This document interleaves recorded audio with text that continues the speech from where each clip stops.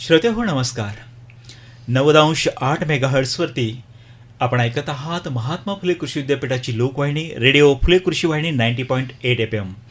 घराघरात जनाजनात मनामनात रेडिओ फुले कृषी वाहिनी 90.8 FM. आणि मी डॉक्टर आनंद सवई आपल्या सर्वांचं विद्यार्थी जगत संशोधनाची वारी आपल्या दारी या विशेष कार्यक्रमामध्ये मनपूर्वक स्वागत करतो. श्रोतेहो, सातत्यानं म्हटलं जातं की भारतीय शेती ही पावसाच्या पाण्यावरती अवलंबून आहे आणि agriculture is the gamble of the monsoon असं सुद्धा म्हटलं जातं. आणि याचाच भाग अगदी याच विषयाच्या अनुषंगानं आज आपल्या 90.8 FM फुले कृषी वाहिनी स्टुडिओमध्ये आज आपण निमंत्रित केलेलं आहे प्रीतम प्रकाश पाटील यांना. आणि आज आपल्याशी ते संवाद साधणार आहेत. हवामान आधारित शेती सल्लागार सेवा याविषयी आपल्याशी ते संवाद साधणार आहेत. प्रीतम, महात्मा फुले कृषी विद्यापीठाच्या 90.8 FM फुले कृषी वाहिनी स्टुडिओमध्ये तुझं मनपूर्वक स्वागत. धन्यवाद सर. श्रोते हो, चिरंजीव प्रीतम प्रकाश पाटील हे आचार्य पदवी संशोधक विद्यार्थी म्हणून कृषी हवामानशास्त्र विभाग कृषी महाविद्यालय पुणे या ठिकाणी कार्यरत आहेत.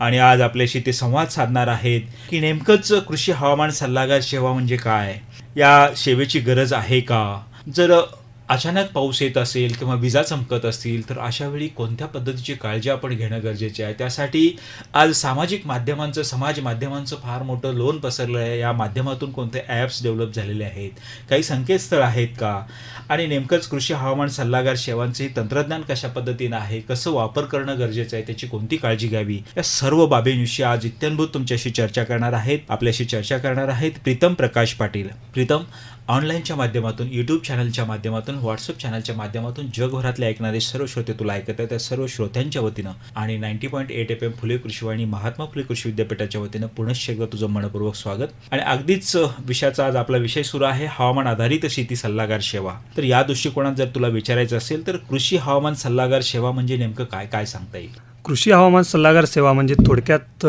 सोप्या भाषेत समजून घ्यायचं झालं तर शेतकऱ्यांना हवामान अंदाजाच्या आधारित शेतीविषयक जो सल्ला दिला जातो त्याला आपण म्हणू शकतो कृषी हवामान सल्लागार सेवा. म्हणजेच एकंदरीत जो आपले भारतीय हवामान विभाग आहे यांच्याकडून जो काही हवामानाचा अंदाज येतो त्याच्या आधारित पुढील काही दिवसांसाठी, पुढील काही महिन्यांसाठी आणि पुढील हंगामासाठी जे काही सल्ले आपल्या कृषी महाविद्यालयातून, कृषी विद्यापीठातून किंवा कृषी संशोधन केंद्रातून आपल्याला दिली जातात ती सेवा म्हणजेच कृषी हवामान सेवा. अगदीच. आणि या अनुषंगानं मग जर विचार करायचा असेल तर शेतकरी बंधू आमच्या ऐकत असताना कृषी हवामान सल्लागार सेवेचं जे तू स्वरूप सांगितलेलं आहे की त्याची व्याप्ती सांगितलेली आहे, या दृष्टिकोनातून या कृषी हवामान सल्लागार सेवेची गरज आहे का? नक्कीच. की शेती आणि हवामान याचं खूप अत्यंत जवळचं नातं आहे. हवामानाचा अंदाज आपल्याला मिळतो, पण त्याचा जर सदुपयोग करून घेतला, त्याचा जर योग्य प्रकारे उपयोग करून घेतला तर आपण आपली शेती आणि त्यातील येणारं उत्पादन अगदीच वाढवू शकतो. अगदी. जसं की आपण म्हणू शकतो की आजकाल हवामानाची अनिश्चितता वाढलेली आहे, हवामानात बदल होतोय. तर ह्या सर्व गोष्टींची बाबी लक्षात घेता तीव्र हवामानातील बदल जसे की दुष्काळ असतील, अतिवृष्टी असतील, गारपीट, चक्रीवादळ यांसारख्या तात्काळ होणारे बदल असतील किंवा ड्राय स्पेल सारखे ज्या गोष्टी असतात, मान्सूनमध्ये जो खंड पडतो, याबद्दलची जर पूर्वसूचना आपल्याला माहीत झाली तर त्या आधारित शेतकरी बांधव आपल्या पिकाचे, आपल्या पशुधनाचे या सर्वांचे नियोजन अत्यंत चिकाटीने करू शकतात. अगदीच. तो सातत्यानं शेतकऱ्यांच्यासाठी हे महत्त्वाचं आहे. या दृष्टिकोनातून हवामान आधारित शेती सल्लागार सेवा किती महत्त्वाची हे तू सांगत आहेत. पण कृषी हवामान सल्लागार सेवांचं शेतकऱ्यांसाठी असणारं जे काही महत्त्व आहे या दृष्टिकोनातून काय सांगता येईल? कृषी हवामान सल्लागार सेवांमध्ये सगळ्यात महत्त्वाचं काय येतं तर हवामानातील अंदाज आणि त्याच्या निगडीत असणारा सल्ला. मग याच्यामध्ये काय होतं, जसं की पिकांवर येणारे जैविक किंवा अजैविक, ज्याला आपण बायोटिक किंवा अबायोटिक स्ट्रेस म्हणतो, अगदी हे वातावरणातील बदलानुसार होत असतात. आणि याचा डायरेक्ट आणि इनडायरेक्टली परिणाम हा त्या शेतीच्या उत्पादनावर आणि त्याच्या गुणवत्तेवर होत असतो. अगदी. जर हवामानाचा आपल्याला पूर्वसूचना मिळाली तर त्यासोबतच आपण त्याच्या आधारित योग्य ती काळजी घेऊ शकतो, खबरदारी घेऊ शकतो, जेणेकरून भविष्यात आपल्या उत्पादनावर किंवा त्याच्या गुणवत्तेवर काही विपरीत परिणाम होणार नाही. याच्यासोबतच काय होतं तर आपल्याकडे असणारे रिसोर्सेस, संसाधनं जे जसे की खतं असतील, पाणी असतील किंवा आपले जे कामगार मजूर असतील यांचं व्यवस्थापन करण्यासाठी याचा खूप उपयोग होतो. एखादं उदाहरण द्यायचं झालं तर जर आपल्याला कृषी हवामान सल्ल्यातून समजलं की पुढील काही दिवसात पाऊस पडणार नाही, तर अशा वेळेस शेतकरी बांधव पाण्याचं योग्य ते नियोजन करू शकतात अगदी. आणि त्यांची काही ते अंतर्गत मशागती असतील अशा गोष्टी ते व्यवस्थापित करू शकतात. अगदी. याच्या पुढे जाऊन जर कृषी हवामान सल्लागार सेवांचा योग्य वापर झाला तर सेंद्रिय शेती करणं सोयीस्कर होऊ शकतं. बर. जसं की जर आपल्याला हवामानाचा अंदाज नसेल आणि कीड जर वाढत असेल तर आपल्याला केमिकल फर्टिलायझर्स, रासायनिक औषधांचा वापर करावा लागतो. परंतु जर आपल्याला भविष्यातील अंदाज माहीत असेल की ही कीड येऊ शकते, तर अशा वेळी शेतकरी बांधव अगदीच पूर्वसूचना लक्षात घेता त्या संबंधित उपाययोजना करू शकतात आणि त्यामध्ये जैविक खतांचा, जैविक कीटकनाशकांचा वापर जास्त करू शकतात. अगदीच. मग याचा उपयोग हा आपल्याला जैविक शेतीचा चालना मिळण्यासाठी होऊ शकतो. याच्यासोबतच पिकांचे संरक्षण करण्यासाठी अत्यंत महत्त्वाचा घटक असणारा हवामान. बर. जर हवामानातील आर्द्रता किंवा तापमान ह्याच्यात काही जर चढ उतार झाली तर त्यानुसार पिकांवर येणारे रोग किंवा कीड यांचे प्रमाण कमी जास्त होत असते. जर अशा वेळी योग्य वेळी आपल्याला योग्य खबरदारी किंवा योग्य माहिती मिळाली तर शेतकरी बांधव आधीच पूर्वसूचना मिळता क्षणी असे रोगप्रतिकारक क्षमता असणारी औषधे किंवा कीटकनाशक वापर करून आपले पीक वाचवू शकतात. आणि आज जर बघितलं तर श्रोतेहो, खऱ्या अर्थानं फुले कृषी वाहिनी 90.8 FM असेल किंवा अनेक वाहिन्यांच्या वरनं सातत्यानं ग्रामीण कृषी सल्ला हा जो IMD कडनं किंवा आमच्या विविध विभागाकडनं, मौसम विभागाकडनं आपल्याकडे मिळत असतो, तो आम्ही आपल्यासाठी उपलब्ध करून देत असतो. या दृष्टिकोनातून जर प्रीतम बघायचं असेल तर कृषी हवामान सल्लागार सेवांचे काही प्रकार असतात. कधी कधी काय होतं की तात्काळ हवामानाच्या सूचना सुद्धा आपल्याला उपलब्ध करून देणं गरजेचं असतं किंवा लघुकालीन हवामान अंदाज असतो किंवा मध्यमकालीन हवामान अंदाज असतो. या दृष्टिकोनातून कृषी हवामान सल्लागार सेवांचे काही प्रकार आहेत? हो, भारतीय हवामान विभाग यांच्या मार्फत केलेले प्रमुख 5 हवामानातील प्रकार, हवामान अंदाजाचे प्रकार आपण म्हणू शकतो. त्यामध्ये सर्वप्रथम येतं तात्काळ हवामान सूचना, त्यानंतर येतो लघुकालीन हवामान अंदाज, मध्यमकालीन हवामान अंदाज, विस्तारित श्रेणी हवामान अंदाज आणि दीर्घकालीन हवामान अंदाज. यालाच आपण हंगामी हवामान अंदाज असे म्हणतो. हे अंदाज काही कालावधीवरती वगैरे अवलंबून असतात, त्याच्यानुसार वर्गीकरण केलेलं आहे? हां, हे सर्व हवामान अंदाज जे असतात हे त्या कालावधीवर अवलंबून असतात.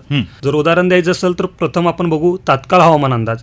हा असतो काही तासांपासून 24 तासांपर्यंत, म्हणजे 1 दिवसापर्यंतचा जो कमी वेळेसाठीचा हवामान अंदाज असतो त्याला आपण म्हणू शकतो की तात्काळ हवामान सूचना.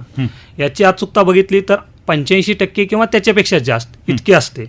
आणि याचा फायदा आपण शेतकरी बांधवांना कसं करून देऊ शकतो, तर हा हवामान अंदाज आपल्याला मिळाला तर अचानक होणाऱ्या हवामानातील बदल, जसे की गारपीट असेल किंवा वीज पडण्याची शक्यता असतील किंवा चक्रीवादळ येण्याचं जे प्रकार असतात, जे की आपल्या भूभागावर वावटळ म्हणतो आपण, अशा जर गोष्टी घडत असतील तर अशा वेळी शेतकरी बांधव स्वतःचा जीव आणि सोबतच आपल्या पशुधनाचा जीवही वाचवू शकतात. अगदीच.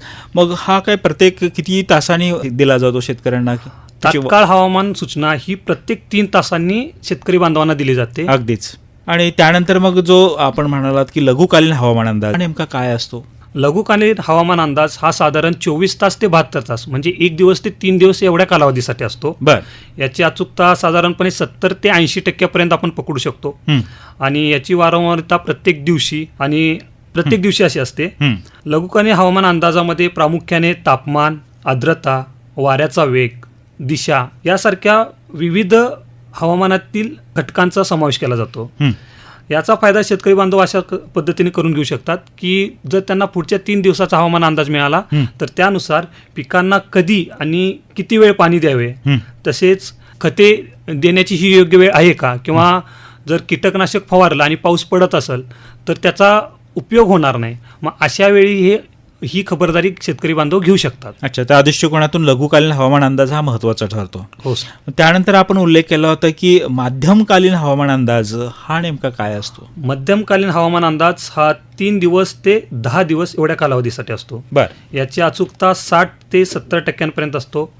प्रत्येक बुधवारी आणि प्रत्येक शुक्रवारी हा हवामान अंदाज भारतीय हवामान विभागाकडून मिळत असतो आणि आपल्या ग्रामीण कृषी मौसम सेवा यांच्यामार्फत त्याच्यावर आधारित शेती सल्ला हा शेतकऱ्यांपर्यंत पोहोचवला जातो. अगदीच. आणि विस्तारित श्रेणी हवामान अंदाज हा?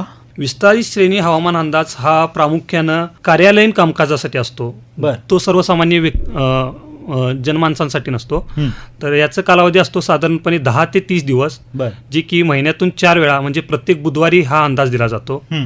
या अंदाजाचा वापर जर करायचं झालं तर पीक नियोजन, खते, पाणी व्यवस्थापन याच्या संदर्भातील ज्या काही सूचना असतील हं. ते कार्यालयीन माध्यमातून शेतकऱ्यांपर्यंत पोहोचवले जातात. बर, आणि या कालावधीचा अंदाज असतो तो हा सर्वात कठीण अचूक वर्तवणं कठीण असतो असं म्हटलं जातं. हो, हं. कारण तो प्रारंभिक मूल्य समस्या किंवा सीमावर्ती मूल्य समस्या हं. या ज्या काही त्याच्यामध्ये येणारे आपण अडथळे म्हणू शकतो हे सोडवणे सोपे नसते. हं. दीर्घ हवामानकालीन अंदाजासाठी आपल्याला दीर्घ कालावधीचा जो डाटा म्हणू शकतो किंवा जी आपल्याकडे असणारी सांख्यिकी माहिती हं.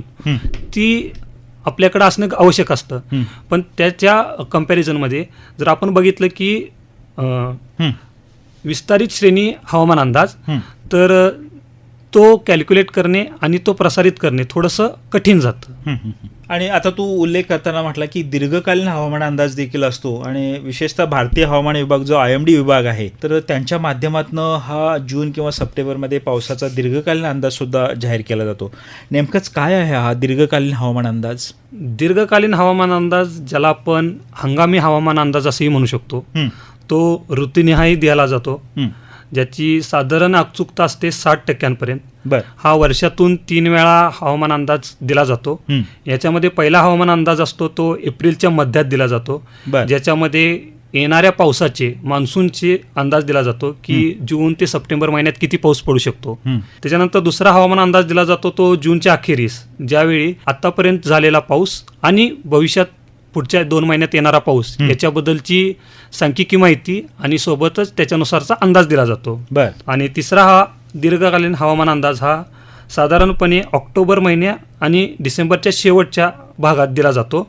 बर. जो ऑक्टोबर महिन्यात दिला जाणारा अंदाज असतो तो उत्तर पूर्व मान्सून पावसासाठी असतो. हं. आणि जो डिसेंबरच्या शेवटी दिला जातो तो हिवाळ्यासाठीचा हवामान अंदाज असतो. बर. आणि याचा जर वापर शेतकरी बांधवांनी योग्य पद्धतीने समजून घेतला किंवा हे हवामान अंदाज योग्य पद्धतीने समजून घेतले तर शेतकरी बांधव या हंगामी हवामानाच्या आधारित कोणते पीक निवडावे किंवा कोणत्या पिकांच्या वाण निवडाव्या किंवा त्याच्यासोबतच आपल्याकडे असणारे पाण्याची उपलब्धता याच्यानुसार पिकांचे नियोजन कसे करावे या सर्व गोष्टी शेतकरी बांधव करू शकतात. अगदीच. आणि कधी कधी असंही म्हटलं जातं की तिसरा दीर्घकालीन हवामान अंदाज असतो तो सरकारला काही पॉलिसी डिसिजन घेण्यासाठी वगैरे उपयोगी पडतो. हो, त्या हवामान अंदाजानुसार सरकार हे पुढील नियोजन करत असते. पुढील आर्थिक वर्षासाठी असेल किंवा जे काय आपल्याकडे अन्नधान्य असतील त्याच्या व्यवस्थापनासाठी नियोजन करत असते. आणि कधी कधी आपत्ती व्यवस्थापनासाठी सुद्धा दीर्घकालीन पाऊस अंदाजाचं महत्त्व अधोरेखित करावं लागतं. या दृष्टीने काय सांगता येईल? अगदीच बरोबर की जर आपण एखादं उदाहरण घेतलं की दीर्घकालीन हवामान अंदाजामध्ये सांगितलं की यावर्षी पाऊस हा 90% पडेल सर्वसामान्य वर्षापेक्षा. याचाच अर्थ काय तर आपल्याकडे 10% पाऊस कमी पडणार आहे. म्हणजे काही भागात दुष्काळजन्य परिस्थिती निर्माण होण्याची शक्यता असते. जर अशी परिस्थिती निर्माण होणार असेल आणि ही जर आपल्याला पूर्वसूचना मिळाली असेल तर त्यानुसार आपल्याला आपल्या कृषी विद्यापीठांमार्फत किंवा आपल्या सरकारी योजनांमार्फत आपल्याला माहिती पोहोचवली जाते की ह्या वर्षी कोणतं पीक घेणं हे गरजेचं आहे. शेतीचं नियोजन करण्यासाठी याचा फार मोठा उपयोग होतो. इव्हन त्याच्या पुढे जाऊन आपण असं म्हणू शकतो की जर आपल्याला असं माहीत झालं की यावर्षी पाण्याची कमतरता भासणार आहे त्याच्यानुसार आपण कमी वेळेत वाढणाऱ्या वाहनांचाही वापर करू शकतो. म्हणजे या बारीक बारीक सूचना असतात, बारीक बारीक गोष्टी असतात या हवामान अंदाजावर अवलंबून असतात ज्या की आपण लक्षात घेणं गरजेचं आहे. अगदीच. तो दुष्काळाचा उल्लेख करतो तर जलसंपत्तीचं व्यवस्थापन सुद्धा त्या दृष्टीने महत्वाचं आहे. काही ठिकाणी पाणी साठवण असेल किंवा जलाशयाचं व्यवस्थापन करायचं असेल तर त्या दृष्टिकोनातून सुद्धा ह्या माहितीची उपयुक्तता आपल्याला निश्चितपणे जाणवत असते. पुन्हा जर कृषी हवामान सल्लागार सेवांचा जर वापर करायचा असेल, आपण सातत्याने ज्या अशा सल्लागार सेवा उपलब्ध करून देत असतो तर नेमकं कशा पद्धतीनं या सेवांचा वापर करणं अपेक्षित आहे? आपल्याला मिळणाऱ्या सूचना ह्या वेगवेगळ्या माध्यमांच्या मार्फत आपण मिळवू शकतो. जसं की उदाहरण देखील काही संकेतस्थळे असतील, त्याच्यासोबत मोबाईल ॲप्स असतील, त्याच्यासोबत आपण व्हॉट्सअप किंवा SMS, याच्यासोबत वृत्तपत्रे, TV किंवा रेडिओ स्टेशन्स यासारख्या वेगवेगळ्या माध्यमाचा आपण वापर करून घेऊ शकतो. अगदीच. याच्यामध्ये सर्वप्रथम बघता भारतीय हवामान विभागाचे संकेतस्थळ ज्याला आपण IMD म्हणतो. येस, IMD म्हणतो, ज्याचं संकेतस्थळ आहे www.imd.gov.in. या संकेतस्थळावरून आपल्याला हवामानाच्या संदर्भात short, medium, long range weather forecast जे की तात्काळ, मध्यमकालीन आणि दीर्घकालीन हवामान अंदाज आपल्याला मिळू शकतो. यासाठी शेतकरी बांधवांनी IMDच्या संकेतस्थळावर जाणं गरजेचं आहे. त्याच्यानंतर त्याच्यामध्ये वेदर फोरकास्ट नावाचं एक ऑप्शन असतं ते सिलेक्ट करून त्याच्यामध्ये त्यांना जी गरजेची हवामान अंदाज आहे तो ते सिलेक्ट करू शकतात. याच्यामध्ये जर आपण बघितलं की मध्यमकालीन हवामान अंदाज हे ॲग्रोमेट ॲडवायझरी बुलेटिन्सच्या माध्यमातून मिळतं, जे की त्या भागातील लोकल लँग्वेज जसे की महाराष्ट्रासाठी मराठी आहे आणि इंग्रजी या दोन्ही माध्यमात उपलब्ध असते, ज्यामध्ये पुढील 5 दिवसासाठीचा हवामान अंदाज आणि त्याच्या आधारित येणारे कीड किंवा रोग याचे व्यवस्थापन, त्याच्यासोबतच पाण्याचे कसे व्यवस्थापन करावे आणि याच्यासोबतच पशु उत्पादन ज्याच्यामध्ये गाई म्हशी किंवा पोल्ट्री यासारखे जे पशुधन आहे याचं मॅनेजमेंट कसं करावं याच्या संदर्भात देखील मार्गदर्शन केलेलं असतं. अगदीच. या व्यतिरिक्त आपण सांगितलेलं आहे की संकेतस्थळ आणि श्रोतेहो, खऱ्या अर्थानं जर बघितलं तर प्रीतम प्रकाश पाटील हे आपल्याशी संवाद साधत आहेत. विशेष म्हणजे हवामान आधारित शेती सल्लागार सेवा याविषयीची संपूर्ण माहिती ते आपल्याला देत आहेत. आणि आपल्याला कल्पना असेल की PhDचं शिक्षण घेणारे हे विद्यार्थी आहेत, आचार्य पदवी संशोधक विद्यार्थी म्हणून, आणि कृषी हवामानशास्त्र विभाग कृषी महाविद्यालय पुणे या ठिकाणी सातत्याने ते संशोधनामध्ये शेतकऱ्यांच्या दृष्टीने अतिशय चांगलं काम करत आहेत. आणि त्यांनी जो सल्ला दिलेला आहे आपल्याला की IMD भारतीय हवामान विभाग आणि या विभागाचं जे www.imd.gov.in या संकेतस्थळावरती आपण निश्चित जायचं आहे आणि त्या ठिकाणी आपल्याला जी हवी असेल ती माहिती आपण या ठिकाणी डाउनलोड करून घेऊ शकता, पाहू शकता. प्रीतम, हे झालं संकेतस्थळाच्या बाबतीमध्ये. पण आज जर बघितलं तर करलो दुनिया मोठी में प्रत्येकाच्या हातामध्ये अँड्रॉइड मोबाईल फोन आहेत. या दृष्टिकोनातून मोबाईलचे ॲप सुद्धा काही हवामान विभागाने केलेले आहेत. हो, जसं सर्वांनाच मोबाईल हे सोपं वापरण्यासाठी सोपं आहे, तसं हे शेतकऱ्यांच्या दृष्टिकोनातूनही खूप फायद्याचं आहे. जर आपल्याला हवामान अंदाज मिळवायचाच असेल तर आपण आपल्या अँड्रॉइड मोबाईल्समध्ये दामिनी, मेघदूत, मौसम, किसान सुविधा, महाॲग्री यासारखी विविध ॲप्लिकेशन आपण डाउनलोड करू शकतो. या प्रत्येक ॲप्लिकेशन तयार करण्यामागचा आणि शेतकऱ्यांपर्यंत पोहोचवण्याचा उद्देश हा वेगवेगळा असतो.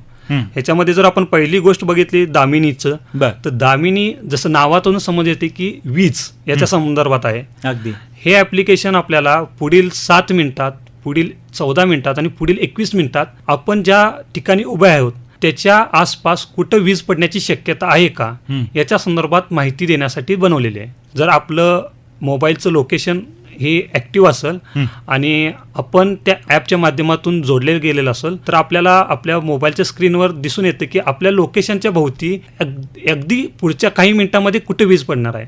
मग याचा फायदा शेतकरी लोक कसं करून घेऊ शकतात, जर ते उघड्यावर असतील, म्हणजे जसे शेतात काम करत असतील किंवा काही आपले शेतकरी बांधव पशुधनांना चारा चारवण्यासाठी जर माळरानावर फिरवत असतील आणि अशा वेळी जर काळे ढग जर त्यांना दिसत असतील तर ते आपल्या मोबाईलमध्ये दामिनी ॲप ओपन करून बघू शकतात की ह्या ढगांमधून आपल्यावर वीज पडू शकते का. आणि जर त्या ॲपमध्ये दाखवत असेल अशी चिन्हे जर दिसत असतील तर तात्काळ शेतकरी बांधव ते ठिकाण रिक्त करून एखाद्या आडोशाच्या ठिकाणी निवारा घेऊ शकतात आणि आपला आणि आपल्या पशुधनाचा जीव वाचवू शकतात. अगदी, म्हणजे त्याला लोकेशन सहित असं दाखवलं जातं दामिनी ॲपच्या माध्यमातून की कुठे वीज पडणार आहे. हो, त्याच्यामध्ये लाईव्ह लोकेशन, आपण जिथे जाल त्याच्यानुसार ते लोकेशन चेंज होतं. याच्यामुळे हे वापरण्यासाठी सोयीस्कर आहे.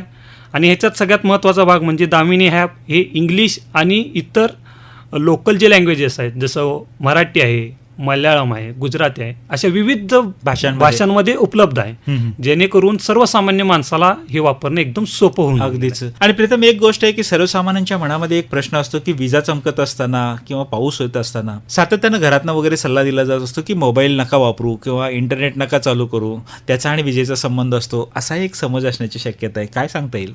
हे एकदम बरोबर आहे की जर वीज पडण्याची शक्यता असेल तर अशा वेळी कोणत्याही प्रकारचं इलेक्ट्रॉनिक, जसं आपण मोबाईल म्हणू शकतो, रेफ्रिजरेटर असतील, इवन दाढी करण्यासाठी जो यंत्र वापरतो त्याला आपण श्रीमर म्हणू शकतो, तोही यूज नाही केला पाहिजे, म्हणजे वापर नाही केला पाहिजे. कारण काय असतं की वीज ही त्याच्या जवळ असणारी, सगळ्यात जवळ असणारी जी काही वस्तू असेल त्याच्यावर पडते. जर उदाहरण बघितलं, आपण एखाद्या झाडाच्या सोबत जवळ आहोत, याचा अर्थ आपल्यापेक्षा झाडाची उंची जास्त आहे आणि वीज पडण्यासाठी आपल्यापेक्षा झाड हे जवळचं ठिकाण आहे. त्याच्यामुळं जर सर्वसामान्य पठारावर बघितलं तर सगळ्यात पहिला वीज ही झाडावर पडते आणि ज्याचा परिणाम त्याच्या आसपास असलेल्या ठिकाणावर होतो. अशा वेळी जर आपण मोबाईल वापरलं तर मोबाईल हा एक म्हणजे इलेक्ट्रोमॅग्नेटिक वेव्हजवर काम करणारा गॅजेट म्हणून किंवा डिव्हाइस म्हणू शकतो. याच्या माध्यमातून काय होतं तर अशा वेळी ही वीज ह्या मोबाईलकडे खेचली जाण्याची शक्यता असते. मग दुविधा येते की वीज पडण्याची शक्यता आहे आणि मी मोबाईल कसं वापरू. ह्याच्यासाठी एक सोपी पद्धत आहे. शेतकरी बांधवांनी प्रत्येक वेळी मोबाईल वापरणं शक्य नाही, पण जर आपल्या डोक्यावर काळे ढग दिसत असतील जे पहाडासारखे मोठे असतील, ज्याला वैज्ञानिक नावात त्याला असं म्हटलं क्युम्युलोनिंबस असं संबोधलं जातं, असे ढग जर आपल्या डोक्यावर दिसत असतील तर शेतकरी बांधवांनी लगेच आपल्या मोबाईलमध्ये बघायचे की ह्या ढगांमधून आपल्यावर वीज पडू शकते का, आणि ती माहिती मिळाल्या क्षणी मोबाईल स्विच ऑफ करणे आणि योग्य तो निवारा जवळ करणे. खरं आहे. शेतकरी बंधूंनो, अनेक आपल्या शेतकरी बांधवांना जीवाला मुकावं लागतं, आपल्या पशुधनांना जीवाला मुकावं लागतं. केवळ पावसाळ्यातल्या विजेच्या कोसळण्यामुळं किंवा विजाच्या कडकडाटामुळं ज्या प्रकारे ही हानी होऊ शकते, आणि ही हानी होऊ नये यासाठी प्रीतम अतिशय मनापासून अगदी बॉटम ऑफ हार्ट पासून आपल्या सगळ्यांना तो विनंती करतो आहे की दामिनी हे मोबाईल ॲप आपल्या मोबाईलमध्ये डाउनलोड करा, आणि निश्चितपणे अशा पद्धतीच्या संकटापासून आपल्याला निश्चितपणे संरक्षण मिळू शकतं, हे या ठिकाणी आपल्याला प्रीतम सांगत आहे. प्रीतम, अशा पद्धतीचे अजून काही ॲप आहेत? हो, IMDचे मौसम आणि मेघदूत हे देखील ॲप आपण वापर करू शकतो. याच्यामध्ये जर मौसम बघितला तर मौसम ॲप हे सुद्धा लोकेशनला अटॅच असणारं, म्हणजे त्याच्यावर काम करणार आहे. आपण ज्या लोकेशनला सध्या आहोत याच्याच जवळच्या स्टेशनमधून त्याला डाटा दिला जातो, आणि ज्याच्यामध्ये प्रामुख्यानं हवेतील आर्द्रता असतील, किमान आणि कमाल तापमान असेल, आणि यासोबतच पर्जन्य पाऊस किती पडेल याचा हा अंदाज आपल्याला त्याच्यामधून मिळू शकतो. याच्यासोबत आहे मेघदूत ॲप. मेघदूत हे ॲप्लिकेशन IMD आणि आपलं ICAR यांच्या संयुक्त विद्यमानाने तयार केलेलं आहे. याच्यामध्ये पुढील 5 दिवसासाठी मिळणारा अंदाज आणि त्यासोबतच त्या अंदाजानुसार पिकांचे सल्ले किंवा कीड नियंत्रणासाठीची माहिती ही त्याच्यामध्ये दिली आहे. त्याच्यासोबत आपण म्हणू शकतो की किसान सुविधा असेल किंवा महाॲग्री ॲप असेल, हे देखील शेतकरी बांधवांनी वापरलं पाहिजे. जसे की महाॲग्री ॲप्लिकेशन जर तुमच्याकडे असेल तर त्यामधून तुम्हाला हवामानाचा अंदाज सोबत पिकांचे सल्ले सोबतच सरकारी योजना यांची देखील माहिती मिळू शकते. अगदीच. आणि या ॲपद्वारे सर्व शेतकरी बंधूंना आपण हे सूचित केलं जातं. नेमकंच हे ॲप वापरताना कशा पद्धतीनं वापरणं गरजेचं. जे नवीन शेतकरी बांधव आपल्याला ऐकत आहेत फुले कृषी वाहिनीच्या माध्यमातून, आणि या शेतकऱ्यांना जर या ॲपचा अवलंब करायचा असेल तर काय करणं गरजेचं आहे? यासाठी सोपी असणारी व्यवस्था म्हणजे प्रत्येकाच्या अँड्रॉइड मोबाईलमध्ये प्ले स्टोअर नावाचं एक ॲप्लिकेशन असतं, त्याच्यामध्ये जाणे आणि ह्या ॲप्लिकेशनचं नाव सर्च करणे. एकंदरीत त्याच्यामध्ये त्याला पॅरल असणारे इतर ॲप्लिकेशन देखील येतात. तर आपण पहिल्यांदा खात्री करून घ्यायचं की हे ॲप्लिकेशन सरकारी आणि खरं तेच ॲप्लिकेशन आहे का. हे कशावरून ओळखायचं? प्रत्येक ॲप्लिकेशनचे चित्र आहे स्पेसिफिक जे IMDने दिलेलं आहे. आणि जर याच्यात काही शंका वाटत असेल तर शेतकरी बांधव सर्वप्रथम IMDच्या वेबसाईटला व्हिजिट करू शकतात, आणि IMDच्या वेबसाईटवरतीच ॲप्लिकेशनची डायरेक्ट लिंक दिलेली आहे. एका क्लिकमध्ये ते तुमच्या मोबाईलमध्ये इन्स्टॉल होऊ शकतं. अगदीच. शेतकरी बंधूंनो, निश्चितपणे जे प्रीतम प्रकाश पाटील यांनी आपल्याला सांगितलं आहे हे ॲप्स आपल्या मोबाईलमध्ये आपण डाउनलोड करू शकता आणि त्याचा आपल्या शेतीसाठी वापर करू शकता. हे करत असताना आपल्या मनामध्ये जर काही शंका आली, काही प्रश्न आले तर निश्चितपणे आपण प्रीतम प्रकाश पाटील यांच्याशी संपर्क साधू शकता. मी त्यांचा संपर्क क्रमांक आपल्याला देत आहे, तो आपण टिपून घ्यायचा आहे. 8698030238. मी पुन्हा एकदा त्याचा संपर्क क्रमांक सांगतोय, 8698030238. तर जरूर आपण त्यांच्याशी संपर्क साधून आपल्याला जर काय याच्या संदर्भात अजून माहिती जाणून घ्यायची असेल तर निश्चितपणे आपण प्रीतमशी संपर्क साधू शकता. प्रीतम प्रकाश पाटील हे आचार्य पदवीचे संशोधक विद्यार्थी आहेत, कृषी हवामानशास्त्र विभाग, कृषी महाविद्यालय पुणे, आणि आपल्याशी संवाद साधत आहेत हवामान आधारित शेती सल्लागार सेवा या संदर्भात. प्रीतम, याच्या संदर्भात आपण पूर्णपणे माहिती दिलेली आहे ॲपच्या बाबतीत, पण आज जर मोबाईल बघितलं तर SMS आणि व्हॉट्सअप सेवा या माध्यमातून देखील काही सेवा उपलब्ध होऊ शकतात. हो, जसं की आपण थोड्या वेळापूर्वी चर्चा केली होती की मध्यमकालीन कृषी हवामान सल्लागार सेवा आहे जी ग्रामीण कृषी मौसम सेवा यांच्या माध्यमातून दिली जाते. मग अशा सेवा देत असताना तेथील जे काही कृषी विज्ञान केंद्र असतील किंवा जे पूर्वी दामू होते यांच्या माध्यमातून शेतकऱ्यांचे व्हॉट्सअप ग्रुप्स किंवा SMS ग्रुप हे तयार केले आहेत. मग याच्या माध्यमातून प्रत्येक कृषी विज्ञान केंद्र आणि त्याच्या कार्यक्षेत्रात असणारे जे काही लोक आहेत यांचे स्पेसिफिक ग्रुप त्याच्यामध्ये पण पुन्हा फक्त पीकनिहाय ग्रुप केलेले आहेत, जेणेकरून योग्य शेतकऱ्याला योग्य पिकाचा योग्य माहिती मिळेल.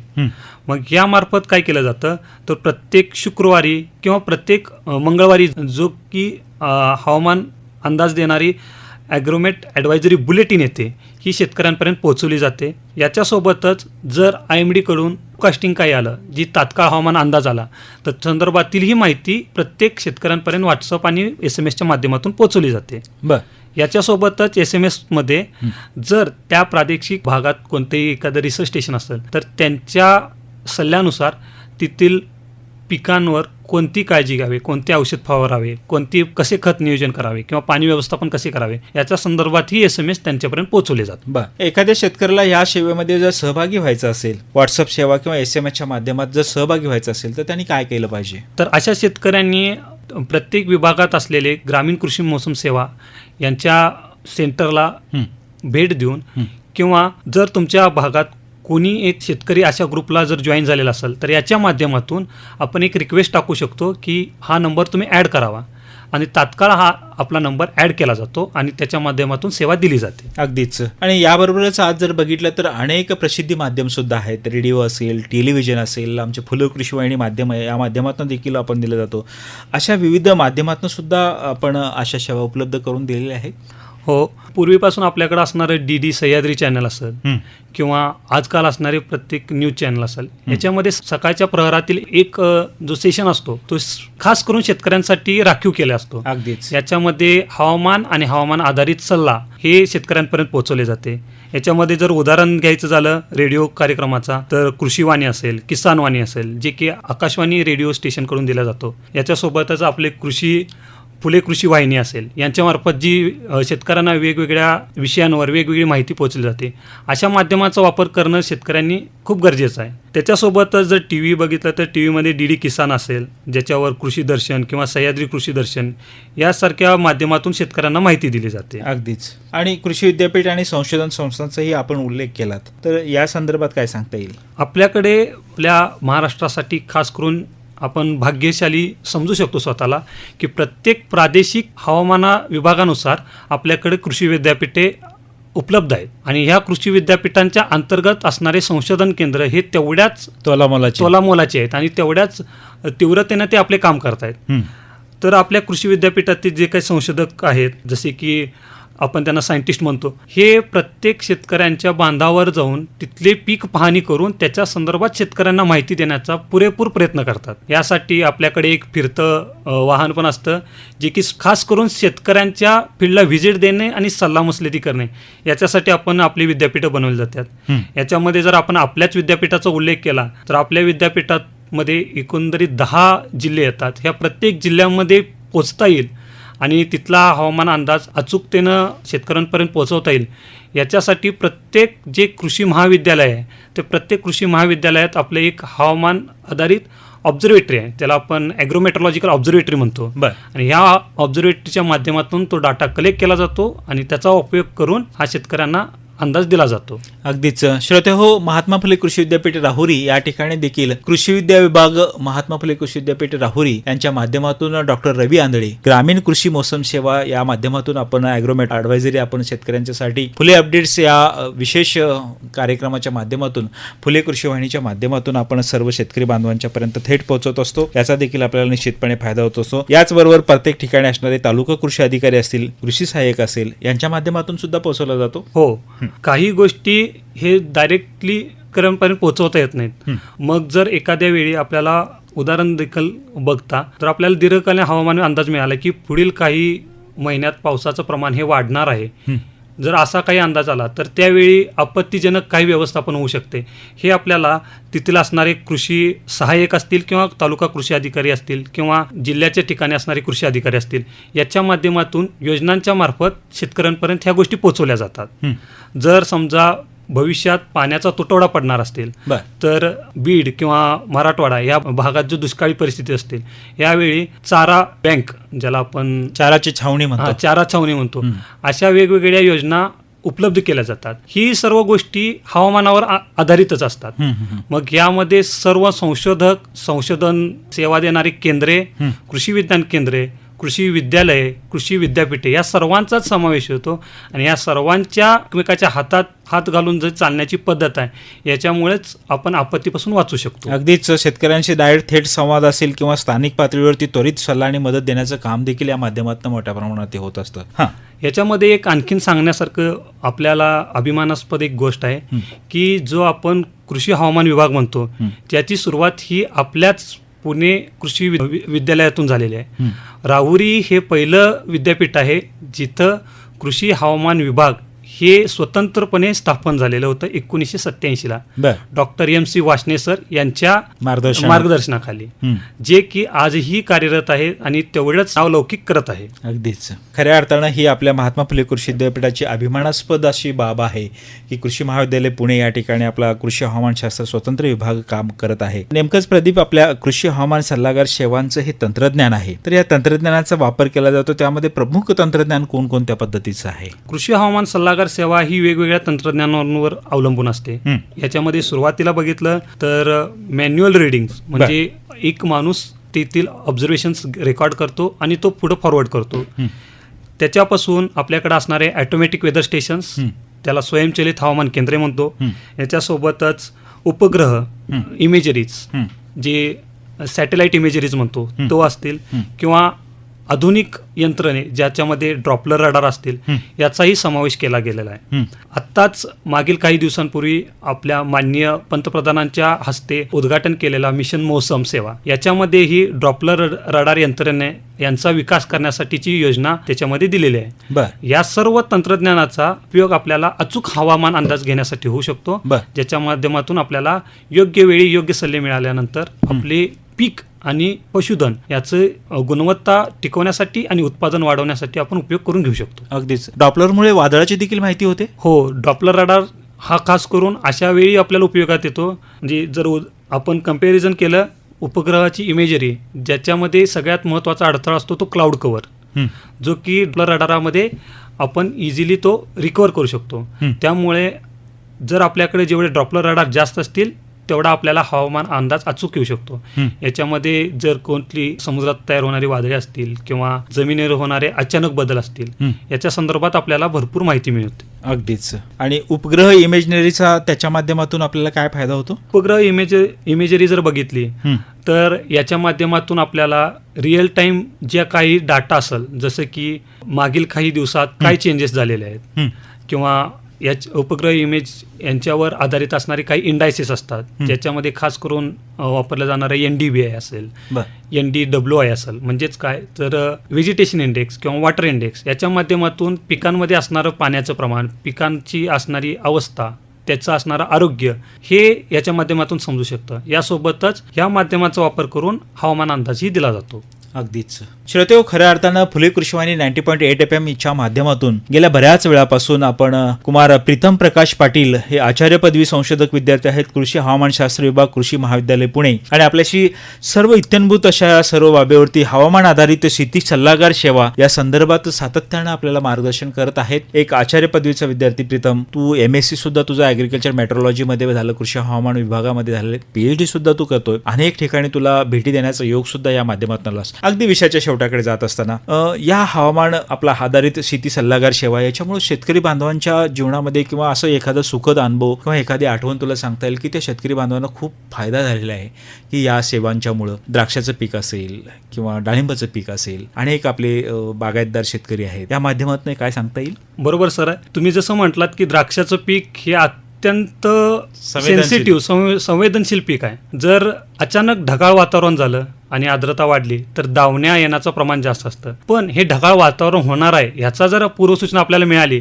तर दावण्या येऊ नये म्हणून आपण अगोदरच रोगनाशक त्याचे औषध मारू शकतो आणि त्याचं प्रमाण कमी करू शकतो. याच्या पुढे जाऊन जर समजा अचानक आपल्याला तात्काळ हवामान अंदाज आला की पुढील 2 तासात गारपीट होण्याची शक्यता आहे, तर अशा वेळी जर शेतकऱ्यांकडे गारपीट रोखण्यासाठीची जी संरक्षक जाळी असेल तर ती आपल्या पिकांवर अंथरून आपल्या पिकाचं नुकसान ते कमी करू शकतात. याच्यासोबतच मक्का असेल, पपई असेल, ज्याचे खोड एकदम कमकुवत असते, अशा पिकांवर जर गारपीट झाली तर ते एकदम पूर्णपणे जमीनदोस्त होतात. मग अशा वेळी पण कमीत कमी नुकसान कसं व्हावं यासाठी शेतकरी बांधव त्याचा व्यवस्थापन करण्यासाठी उपयोग करू शकतात. याच्या पुढे जाऊन जर उदाहरण द्यायचं झालं तर भरपूर वेळा पूर्व हंगामी आणि मान्सून उत्तर कालावधीत गारपिटाचं प्रमाण जास्त असतं आणि अशावेळी जर पशुधन आपलं उघड्यावर असेल तर गारपिटामुळं पशुधनाचा मृत्यू होण्याचं प्रमाण जास्त आहे.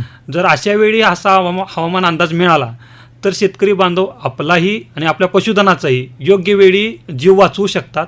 याच्यासोबतच आणखीन एखादं उदाहरण द्यायचं झालं तर मराठवाड्यातल्या भागात सर्वात जास्त वीज पडण्याचे अंदाज दिले जातात. जसे की दरवर्षी संपूर्ण महाराष्ट्रात इन ॲन ॲव्हरेज 250 मृत्यू हे फक्त वीज पडून होतात. मग असे जर वीज पडायचे प्रमाण जास्त असेल आणि आपल्याला जर हवामान अंदाज मिळत असेल दामिनी ॲपच्या माध्यमातून वगैरे, तर शेतकरी बांधवांनी हे ॲप्लिकेशन्स, हे वेबसाईट, संकेतस्थळे किंवा वेगवेगळ्या माध्यमातून ही माहिती घेऊन आपला जीव जो काम लाख मोलाचा किंवा त्याच्यापेक्षाही मोलाचा आहे, अनमोल म्हणू शकतो, तर तो वाचवू शकतो आणि सोबतच आपलं जीवन सोयीस्कर आणि सुखकर करू शकतो. अगदीच शेतकरी बंधूंनो, खरं आहे प्रीतम. अगदी विषयाच्या शेवटाकडे जात असताना ऑनलाईनच्या माध्यमातून, व्हॉट्सअप चॅनलच्या माध्यमातून, त्याचबरोबर यूट्यूब चॅनलच्या माध्यमातून आणि 90.8 FM फुले कृषी वाणीच्या माध्यमातून अनेक विद्यार्थी, अनेक शेतकरी बंधू तुला ऐकत आहेत. या सर्वांच्यासाठी तू एक आचार्य पदवीचा एक संशोधक विद्यार्थी आहेस, हवामानामध्ये काम करतोय. आणि आज जर बघितलं की एका दिवसामध्ये 3 हवामान आपल्याला अनुभवायला मिळतात. सकाळी थंडी असते, दुपारी ऊन असतं, संध्याकाळी पाऊस असतो. आणि तू हा PhDचा अभ्यास करत असताना अनेक ठिकाणी कॉन्फरन्स असेल, सेमिनार असेल, या माध्यमातून तू भेटतोय, IMDला व्हिजिट करतोय.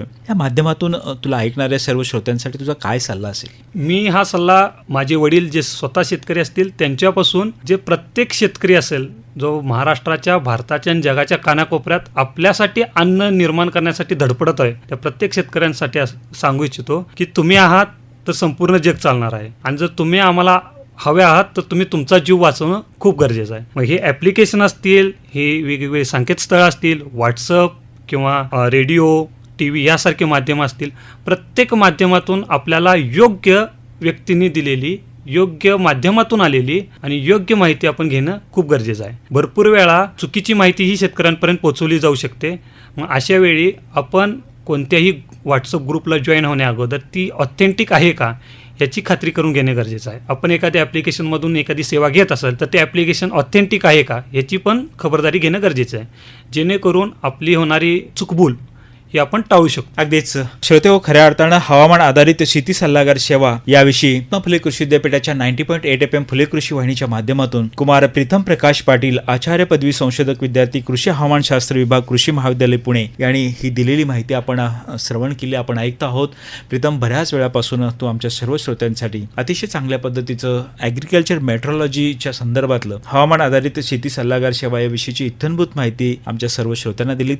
तू या स्टुडिओमध्ये आलात आणि अतिशय चांगल्या पद्धतीनं मार्गदर्शन केले. बरेच संकल्पना तू आमच्या शेतकऱ्यांचं सांगितलं, अगदी मनापासून आणि पोटतिडकीपासून सांगितलेलं आहे. निश्चितपणे आमचे सर्व शेतकरी बांधव असतील किंवा ऐकणारे अनेक श्रोते असतील, हे तू सांगितलेले ॲप सगळे डाउनलोड करतील आणि निश्चितपणे याचा फायदा कुणाचा तरी जीव वाचण्यामध्ये निश्चितपणे होईल. हाच एक प्रामाणिक उद्देश घेऊन आजची आपली ही मुलाखत या ठिकाणी थांबण्याची वेळ झाली आहे. तू या स्टुडिओमध्ये आलास त्याबद्दल सर्व श्रोत्यांच्या वतीनं आणि महात्मा फुले कृषी विद्यापीठाच्या 90.8 FM फुले कृषी वाहिनीच्या वतीनं तुझे खूप खूप धन्यवाद आणि तुझ्या भावी निरामय निरोगी आयुष्यासाठी आणि तुझ्या भावी उपक्रमासाठी खूप खूप शुभेच्छा. धन्यवाद सर. हवामान आधारित शेती सल्लागार सेवा याविषयी कुमार प्रीतम प्रकाश पाटील, आचार्य पदवी संशोधक विद्यार्थी, कृषी हवामानशास्त्र विभाग, कृषी महाविद्यालय पुणे यांनी दिलेली माहिती आपण ऐकलीत. या ठिकाणी थांबण्याची वेळ झाली. मी डॉक्टर आनंद सवई आपल्या सर्वांचं विद्यार्थी जगत संशोधनाची वारी आपल्या दारी या विशेष कार्यक्रमामध्ये या ठिकाणी थांबतो. धन्यवाद. नमस्कार.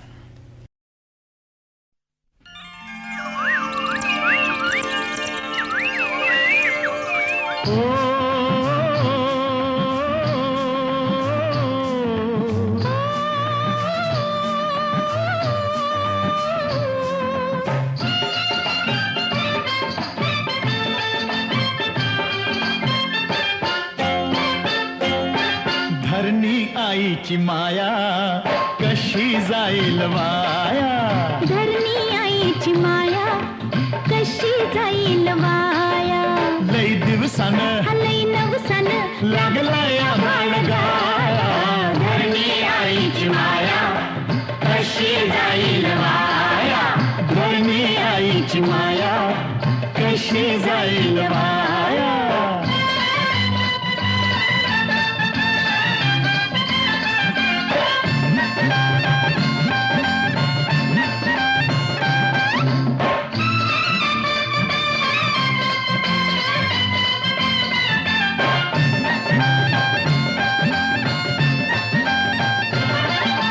वैशाख वनवा सरला हो, मिरगाचा पाऊस झरला हो,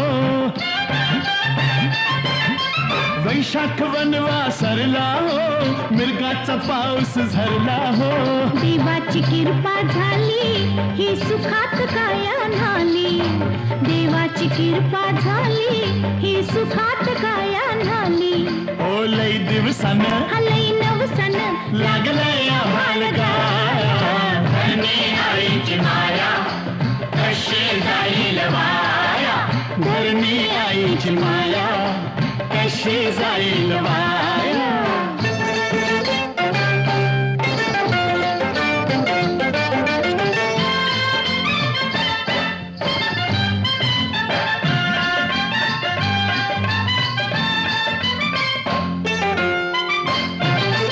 झुळझुळ पाणी पाटात सुख मावना पोटात. झुळझुळ पाणी पाटात सुख मावना पोटात. फुलून काळीज आलं अन हिरवलेन ल्यालं. फुलून काळीज आलं अन हिरवलेन ल्यालं.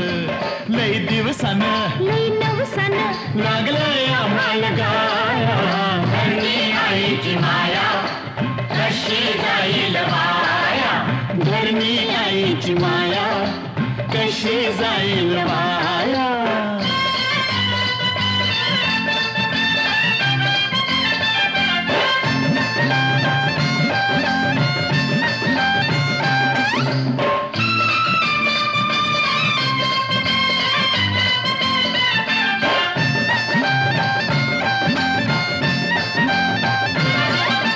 घामाचं झालं मोती हो, लाखाची दौलत हाती हो. घामाचं झालं मोती हो, लाखाची दौलत हाती हो. खळ्यात पडली रास आता सोन्याचं खाऊ घास. खळ्यात पडली रास आता सोन्याचं खाऊ घास. ओ लई दिवसानं हलई नवसन लागलंय आम्हाला गाया.